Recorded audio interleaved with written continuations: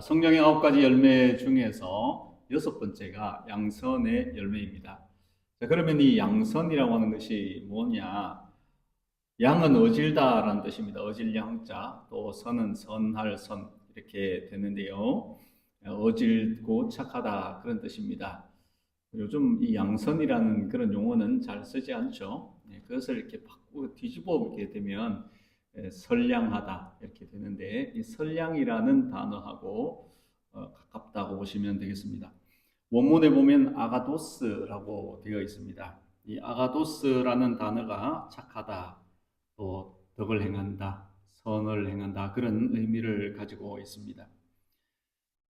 영어로 goodness, 우리 익숙한 단어죠. goodness라는 단어가 되는데, 한마디로 사람을 겪어보니까 참 진실되고 착하다, 거짓이 없다 이런 의미들을 가지고 있습니다.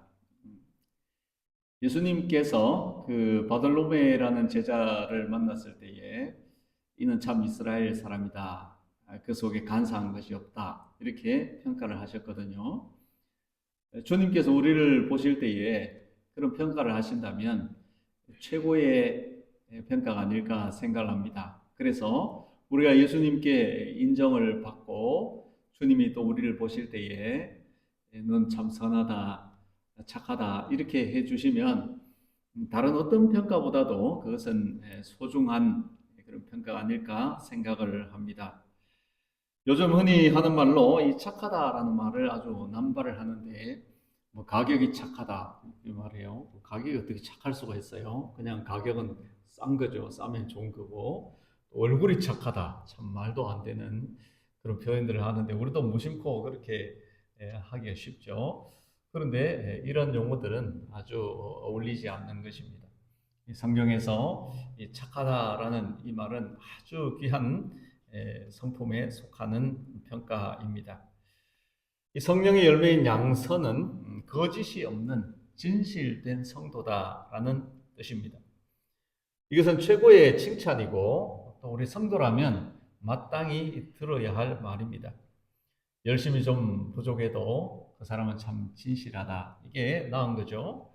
지식이 모자라고 똑똑하지 않아도 그 사람은 참 정직하고 착하다, 그런 평가를 받을 수 있어야 하는 것입니다.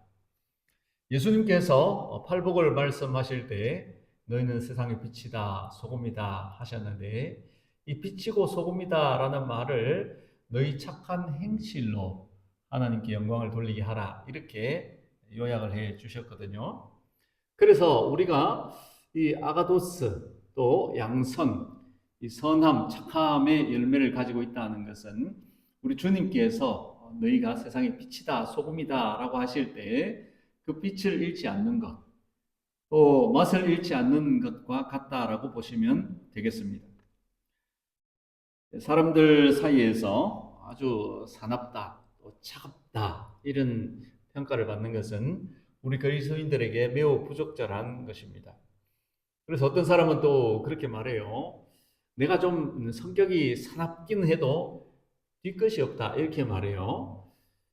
그러면 사나운 것하고 이 뒤끝이 없는 것이 그 사람에게는 뭐 아주 화통하고 좋을지 모르겠지만, 이 사나운 말이나 행동 때문에 뒤끝을 보지 못하고 아주 쓰러지는 그런 사람들도 있어요. 그렇기 때문에 뭐 뒤끝이 없지만 뭐 앞에 사납다 이런 것은 잘못된 거죠. 또 어떤 사람은 그래요. 내가 좀 차갑긴 해도 깊은 정이 있어 이렇게 말해요. 그런데 이 깊은 정이 그 사람에게 우러나오기 전에 그 차가운 태도 때문에 상대방은 얼어 죽는 것입니다. 그러므로 우리가 이 착하다, 또 양선, 선량 이런 덕목을 가진 사람이라면 그냥 조건이 없어야 됩니다. 조건이 없이 착해야 되고, 조건이 없이 선해야 되고, 이것이 양선의 특징입니다. 믿음 없는 사람들도 양심이 있으면은 착하게 살아가려고 노력을 합니다. 그런데 믿음이 있다 하면서 하나님의 사람이다, 하나님의 자녀다, 예수 그리스도를 우리의 구주로 믿는다 하면서 이 양선의 열매가 없다고 하는 것은 그것은 옳지 않은 것입니다. 성령의 열매를 맺는 것이 무엇입니까? 그것은 나를 고쳐서 착한 사람이 되도록 노력하는 것 아니겠습니까? 빌립보서 1장 6절 말씀 우리 같이 읽어보겠습니다. 시작. 너희 안에서 착한 일을 시작하시니가 그리스도 예수의 날까지 이루실 줄을 우리는 확신하노라. 아멘. 성령께서 오셔서 우리 안에서 착한 일을 시작하셨고 그것을 이루어 가시는데 그리스도 예수의 날까지 우리를 선한 사람으로 계속해서 빚어가신다는 말씀입니다. 그러므로 이 양선은 선량한 마음을 가지는 사람이 되는 것은 해도 되고 안 해도 되는 것이 아니고 좀 노력하다가 힘들면 포기해서 되는 것이 아니라 끊임없이 그리스도 예수의 날까지, 그리스도 예수의 재림의 날까지 우리 자신을 끊임없이 빚어져 가야 하는 성화의 과정이라고 할 수 있습니다. 그리고 이 양선이 중요한 것은 그 착한 행실을 통하여 세상 사람들이 우리를 보고 하나님께 영광을 돌린다고 했습니다. 우리가 세상에서 빛과 소금의 삶을 살아가고 그 양선의 사람의 모습을 보여주게 되면 하나님이 영광을 받으신다는 말씀입니다. 여러분 그 대요리 문답, 소요리 문답 들어보셨죠? 큰 요리, 작은 요리 그런 뜻이 아니고 이 요리라고 하는 것은 아주 중요한 교리라는 그런 뜻을 가지고 있는데 이것이 이제 지금부터 한 380년 전에 웨스트민스터 그 교회에 이 지도자들과 또 평신도들 그렇게 해서 한 200명 이상 이렇게 모여가지고 이것을 한 5년 동안 이제 이 교리를 만들고 다듬어서 이 칼빈주의의 이 청교도 신앙의 이 토대가 되도록 만든 것이 이 대요리 소요리 문답입니다. 이 대요리 문답은 197개의 그 문항을 가지고 있고 이것은 이제 목회자 후보생들 아니면은 어느 정도 신앙이 성숙된 어른 성도들을 위해서 이 질문을 던지고 거기에서 답을 하게 하는 이런 형식으로 되어 있고요. 이 소요리 문답은 어린이들이나 또 청소년들 그리고 이제 초신자들 이 사람들을 위해서 107가지의 문항을 가지고 이제 작성된 문서입니다. 자, 그런데 이 문서들 중에서 이제 소요리 문답의 맨 첫 번째 질문 그것은 아주 중요한 것이라고 볼 수 있는데 우리가 많이 들어보았을 것입니다. 그 질문이 무엇입니까? 사람의 제일 되는 목적이 무엇인가? 그것을 묻는 거예요.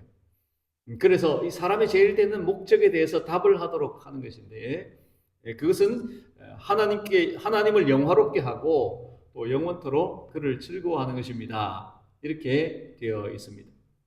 그러니까 사람이 살아가는 가장 중요한 목적이 뭐냐? 그것은 하나님께 영광을 돌리는 거라는 말씀입니다.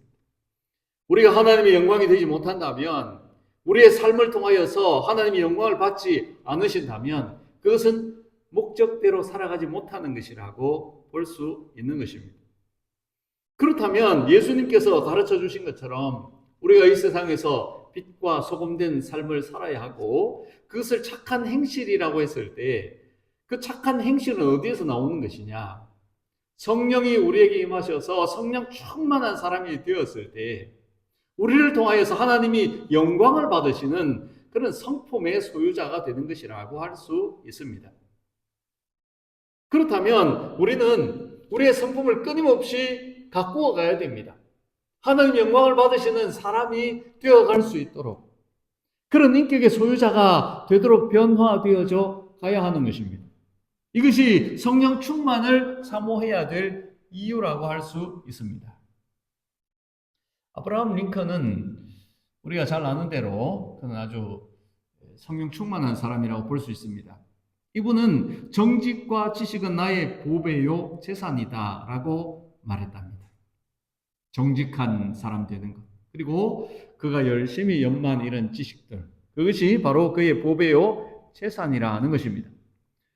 그는 그의 말대로 신념대로 정직한 인물이 되었고 선량한 대통령이 되었습니다. 그 시대에 고통받는 노예들을 불쌍히 여겼고 그들을 해방시키기 위하여서 그의 전 생애를 걸었던 사람입니다. 그의 양선, 굿네스 이것이 인류 역사상 가장 위대한 대통령을 만들어 주었던 것입니다. 날 때부터 맹인이 된 사람이 길에 앉아 있었는데 예수님과 제자들이 지나가십니다. 그때 제자들이 예수님께 묻습니다. 예수님, 저 사람이 맹인이 된 것이 뭐 때문입니까? 자기의 잘못입니까? 아니면 부모 탓입니까? 물었습니다. 그때 예수님께서 저 사람의 죄나 또 부모의 잘못이 아니고 저 사람이 저기 저렇게 눈먼 채로 앉아 있는 것은 하나님의 영광을 위한 것이다 라고 말씀하셨어요. 똑같은 사건에 대해서 사람들은 탓을 하고 또 그 사람의 잘못을 캐내려고 하고 그랬지만 주님이 불쌍한 한 사람을 보는 시각은 완전히 달랐다고 하는 것입니다. 거기에서 하나님의 영광이 나타날 것을 주께서 보고 계셨습니다.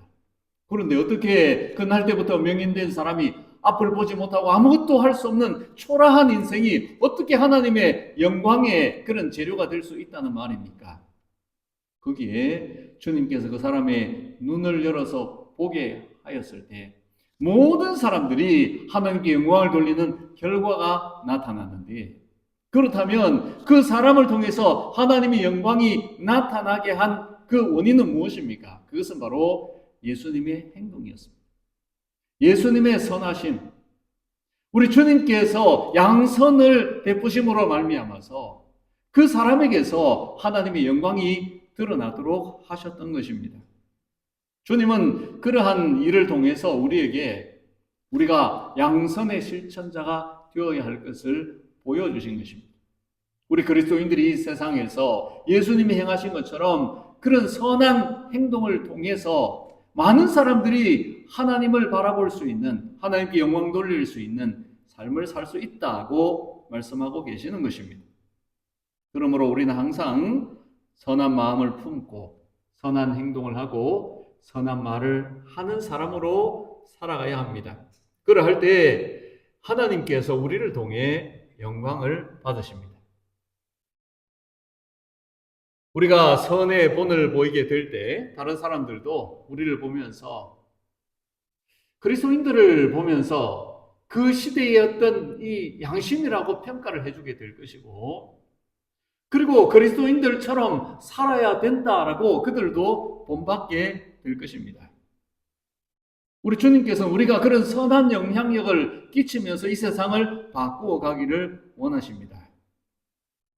2015년도에 싱가포르의 아버지라고, 그 사람들이 아버지라고 부르는 리콴유 총리가 세상을 떠났습니다. 이분은 아주 선한 분으로 인정을 받습니다. 그가 세상을 떠났을 때 민주주의 국가나 사회주의 국가나 또 군주 정치를 하는 그런 나라들도 모두가 다 그를 애도하고 또 많은 사람들이 모여서 그의 장례식을 참석을 했습니다.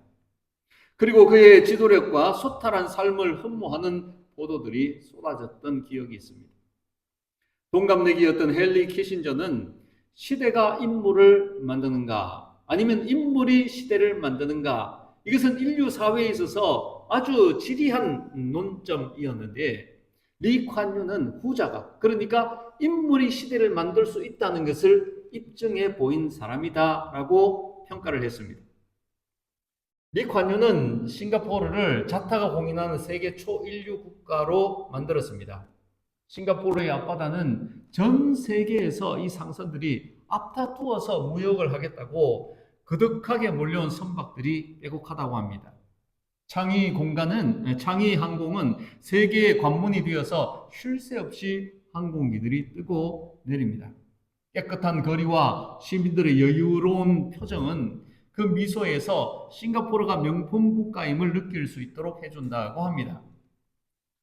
스위스 국제경영개발원이라고 하는 곳에서 평가를 했는데 싱가포르는 1994년 이후로 국제 경쟁력에서 세계 2위를 한 번도 놓친 적이 없다고 합니다. 세계 1위는 부동의 1위가 미국이니까 그 다음으로 이 싱가포르가 우수한 평가를 받았다는 말입니다. 싱가포르가 1965년도에 영국으로부터 독립을 할 때에 국민 소득의 25%가 영국 해군 기지에서 나오는 그런 산업에 매여 있었다고 합니다. 영국 해군 기지가 철수하면 나라가 망할 정도의 수준이었답니다. 중국인과 말레이인, 인도인, 유라시아 혼혈이들이 4분 5열되어서 식수마저도 구하기 어려운 형편이었다고 합니다. 그런데 이 리콴유는 정직하고 선한 리더였고 원칙을 따르는 사람이었습니다. 국가를 위해서 생명을 걸고 헌신을 하고 아주 깨끗하게 정치를 하고 또 법을 엄격하게 적용을 해서 그 나라가 질서가 잡히고 신용도가 올라가기 시작했다는 겁니다. 크기가 우리나라의 경상도 정도밖에 되지 않는데 이 나라가 국민 소득이 우리나라의 4배가 되는 부강한 나라를 만들어 놓았습니다. 이처럼 한 사람의 선한 리더가 있을 때 나라가 바뀌고 민족이 달라질 수 있다고 한다면 우리 주님께서 우리에게 거시는 기대가 무엇일까요? 그것은 너희가 양선의 사람이 되면 착하고 정직한 양심의 소유자가 되면 세상을 그렇게 바꿀 수 있다는 말씀이 아니겠습니까? 우리는 전쟁을 해서 세상을 바꾸는 사람들이 아닙니다. 똑똑한 머리, 두뇌, 인재들을 많이 길러내어서 이 세상을 바꿔보자 그런 기치를 내걸고 있는 사람들이 아닙니다. 주님께서 보여주신 양선을 따라서 행하는 사람들. 그런 그리스도인들이 이 세상에서 빛과 소금의 사명을 감당하면서 살아가면 그런 공동체나 커뮤니티가 바뀌게 되고 나라가 변화된 역사가 일어난다. 그것이 주님이 우리에게 보여주신 말씀입니다. 그래서 이 리콴유가 한 나라를 굿네스를 넘어서 그레이트네스로 변화시킬 수 있었던 것처럼 주님이 우리에게 주신 이 양선의 그런 성품을 가지고 살아가는 그리스도인들은 이 세상을 정말로 위대하게 만들 수 있지 않겠습니까? 오늘 본문은 우리에게 선한 양심을 가지라고 말씀합니다. 바로 양선을 의미하는 것입니다. 그 이유가 무엇입니까? 16절 말씀을 같이 읽어보겠습니다. 시작. 선한 양심을 가지라. 이는 그리스도 안에 있는 너희의 선행을 욕하는 자들로 그 비방하는 일에 부끄러움을 당하게 하려 함이라. 아멘. 초대교회 성도들은 박해를 많이 받았습니다. 그런데 믿음을 지키는 것도 힘든데 양심까지 지킨다고 하는 것은, 부끄럽지 않는 삶을 살아간다고 하는 것은 더 어려운 과제였습니다.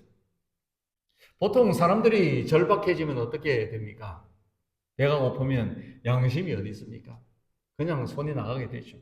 뭐 도둑질도 서슴지 않고 하고 배고파서 그랬다고 둘러대는 것이 이 사람의 마음입니다. 베드로 사도는 지금 아주 뼈아픈 권면을 하고 있는 것입니다. 선한 양심을 가지라. 이것이 왜 뼈아픈 권면이냐? 그가 양심을 저버린 적이 있었기 때문에 그렇습니다. 예수님의 말씀처럼 다구기 전에 그가 3번이나 예수님을 부인했습니다. 부인만 했습니까? 저주하고 욕하기까지 했습니다. 이것은 믿음을 저버린 것을 떠나서 그의 양심을 완전히 내던져버린 것입니다. 주님을 사랑한다는 고백을 해야 될 제자가 주님을 모른다고 욕하고 저주까지 했던 것입니다. 그래서 그는 그의 양심이 아주 뼈아픈 이런 고백을 안고 성도들에게 지금 말하고 있는 것입니다. 선한 양심을 가지십시오. 어떤 경우라도 양심을 저버리면 안 됩니다. 그렇게 되면 우리는 정말 아무 쓸모없는 사람이 됩니다. 이 권면을 하고 있는 것입니다. 선한 양심을 지킨 성도들이 교회를 지켰습니다. 성경을 지켰습니다. 순교의 피를 뿌리면서도 믿음을 저버리지 않았습니다. 그러할 때에 로마가 무릎을 꿇었습니다. 황제들이 예수님께 굴복했던 것입니다. 거대한 제국 로마가 기독교 국가가 되었습니다. 교회는 선한 양심을 가지고 싸웠고 승리한 것입니다. 만일에 교회들이 이 베드로 사도가 권면한 것과 같은 이런 선한 양심을 지키지 못했다면, 그래서 그 시대 속에서 생존 본능이 발동을 하고 자기들의 수단 방법을 가리지 않고 어떻게든 살아남아야 한다는 이런 태도로 나아갔다면 교회는 승리할 수 없었을 것입니다.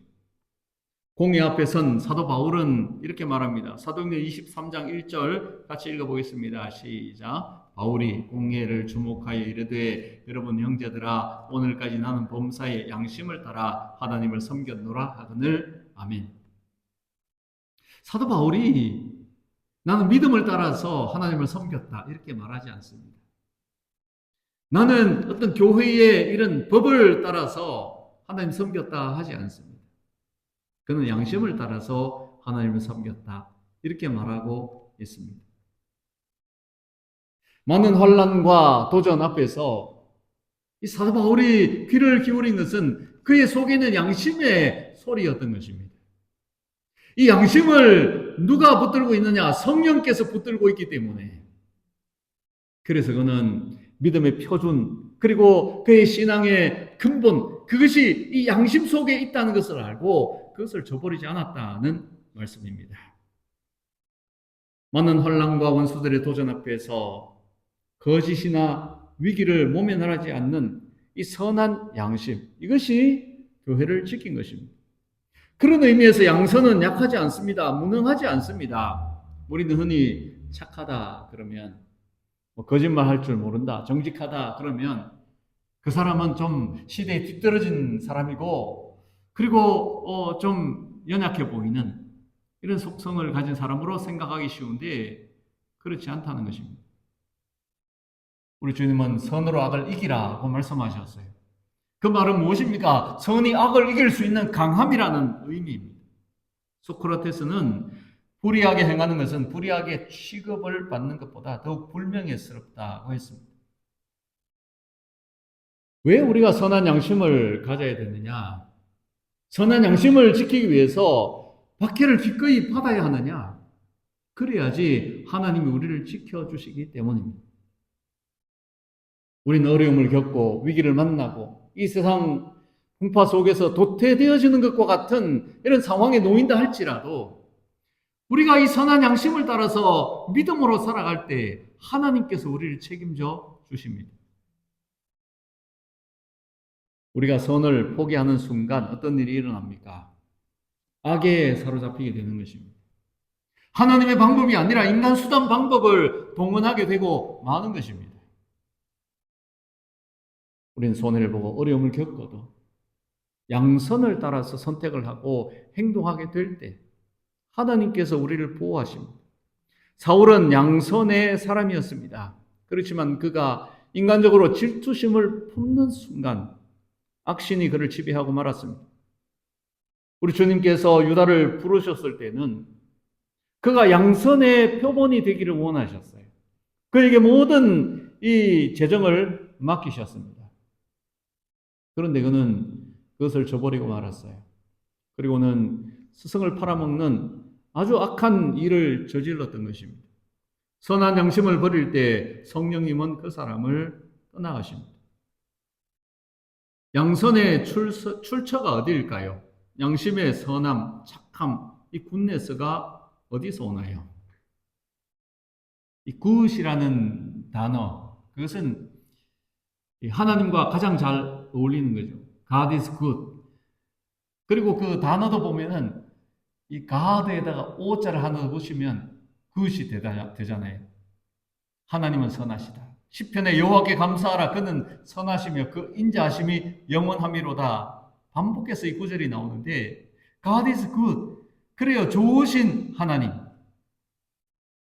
이 좋다라는 원문은 토브라고 되어 있습니다. 이 토브는 창세기에 보면 하나님 보시기에 좋았더라 하는 그 좋았더라는 표현이에요. 하나님께서 우리를 보실 때에 You are good. 너는 참 좋아. 이렇게 말씀하신다면 You are doing good. 이렇게 말씀하신다면 그것은 최고의 평가입니다. 우리 예수님 비유를 말씀하실 때 그 5달란트, 2달란트 받은 사람에게, 종에게 착하고 충성된 종아 이렇게 말씀하셨거든요. 그것이 최고의 평가입니다. 내가 잘하고 있고 내 마음에 들고가 아니라 하나님께서 보실 때 토브가 될 수 있는 사람. 너는 참 선하다. 이런 인정을 받을 수 있는 사람. 그 사람이 하나님을 기쁘시게 하는 것입니다. 예수님은 선한 목자이십니다. Good Shepherd. 주님의 선하심. 그 선함이 바로 양선입니다. 그 선함은 약하지 않아요. 그 선함은 사랑으로 표현될 때 목숨을 던지는 선함입니다. 우리도 주님을 사랑하고 또 타인을 사랑한다라고 말할 때 그 선은 약하지 않는 것입니다. 부모가 자식을 사랑하는 선은 약하지 않습니다. 우리가 형제를 사랑하는 그 선은 내 목숨 최고 귀한 것을 줄 수 있는 그런 선함입니다. 그러므로 이 양선은 예수님의 십자가 정신에서 나오는 것입니다. 우리는 그것으로 승리합니다. 주님이 내 이웃을 내 자신같이 사랑하라 하시니까 율법 교사가 물었습니다. 누가 이웃입니까? 주님이 비유를 말씀하시죠. 한 사람이 예루살렘 떠나서 여리고로 가다가 강도를 만났는데 그만 죽게 된 것을 버려두고 갔는데 거기 제사장이 지나간다. 그런데 그 사람을 그냥 본체만 채워 지나가 버렸다. 그 다음 레위인이 또 보고는 똑같이 그렇게 지나가 버렸다. 그런데 세 번째 사마리아 사람이 그 사람을 보고는 그를 불쌍히 여기고 응급처치를 하고 여관으로 데려가서 비용을 지불하고 비용이 더 들면 와서 갚겠다고 이렇게 했다. 누가 참 이웃이냐? 주님이 그렇게 질문을 하죠. 그때 바리새인들이 뭐라고 말합니까? 사마리아 사람입니다 라고 해야 되는데 그렇게 하지 않아요. 자비를 베푼 사람입니다. 이렇게 말하죠. 그들은 지금 신분적으로 우월의식에 사로잡혀 있는 사람들. 인종적으로 그들은 자기들이 월등하고 낫다는 이런 자부심을 가지고 있는 사람들이에요. 그러나 예수님께서는 그런 인종이나 신분을 떠나서 하나님 보실 때의 선한 사람, 그 사람이 참 이웃이다 말씀하십니다. 그래서 우리가 어떤 직분을 가지고 있고 또 무엇을 소유했고 어떤 일들을 했고 라고 하는 것이 아니라 이웃에게 선을 행할 수 있는 그 사람, 그를 주님께서 착한 사람으로 인정을 하신다라는 것입니다. 줄인 자를 먹이고 목마른 자를 마시우고 헐벗은 자를 입히는 것이 사람을 선하게 만드는 것입니다. 하나님 우리가 선을 행하도록 지으셨습니다. 어떻게 선을 행하느냐? 믿음이 좋으면, 열심히 있으면, 교회 생활을 오래 하면 선을 행하는 사람이 되는 것이다 말씀하지 않습니다. 양심의 소리에 귀를 기울이는 것입니다. 그 양심을 붙들고 있는 성령께서 나를 어떻게 이끌어 가시는지, 나에게 뭐라 말씀하시며 나에게 어떤 동기를 주시는지, 어떻게 행하게 하시는지 그것을 따라서 행하라는 것입니다. 양심은 하나님이 내 안에 만들어 놓으신 인생의 나침반입니다. 그 양심이 가리키는 방향을 따라서 가게 되면 하나님 기뻐하시는 의로움이 기다립니다. 로버트 브라우닝은 양심을 하나님께서 각 사람에게 세워둔 커다란 신호등이라 했습니다. 양심이 없는 사람 없습니다. 예수 믿지 않은 사람들도 다 양심이 있고 그런 양심이 작동을 하기 때문에 이 사회가 무너지지 않는 것입니다. 지난밤에 서로 죽이고 그리고 막 그냥 분란을 일으키고 전쟁이 나고 그럴 수 있었는데 각 사람에게 있는 이 양심이 있기 때문에 이 사회가 평온을 유지하고 있는 것입니다. 이것은 우리 사람의 마음속에 아주 깊이 자리 잡고 있는, 그래서 그것이 법이 되어서 이 세상도 평화롭게 움직일 수 있도록 만들어주는 것이라면 이 양심의 성령으로 충만하게 될 때 그 사람에게서 양선의 열매가 나오는 것입니다. 그러므로 우리는 이 양선의 열매를 맺을 수 있도록 내 양심이 성령으로 충만해야 하는 것입니다. 세상 사람들이 이것저것 속이고 곤모술수를 쓰고 자기 방법대로 다 해도 양심은 속일 수가 없습니다. 우리 그리스도인들은 양심을 속일 수 없을 뿐만 아니라 하나님을 속일 수 없다는 것을 잘 알고 있습니다. 그러므로 우리가 양선의 열매를 맺기 위해서 우리 양심이 성령으로 충만하기를 사모해야 할 것입니다. 잠언 20장 11절 말씀 같이 읽어봅시다. 시작. 비록 아이라도 자기의 동작으로 자기의 품행이 정결한 여보와 정직한 여보를 나타내느니라. 아멘. 아이라 할지라도 자기의 동작으로 자기 행하는 이런 것으로 말미암아서 자기가 정결한지 그렇지 않은지 알 수 있다라고 말했습니다. 선한 양심은 하나님께서 우리 마음에 새겨주신 율법과 같은 것입니다. 그러므로 우리가 성경을 읽고 또 말씀을 듣고 우리 나름대로 어떤 원칙을 가지고 살아가지만 그보다도 더 깊은 곳에 있는 우리 마음 깊은 곳에 있는 성령께서 우리를 붙들고 계시는 그 선한 양심, 양선을 따라서 행하고 살아가는, 그래서 하나님께서 우리가 가는 곳마다 만난 사람마다 우리를 통해 하는 일마다 영광을 받으시는 양선의 열매가 충만하기를 축복합니다.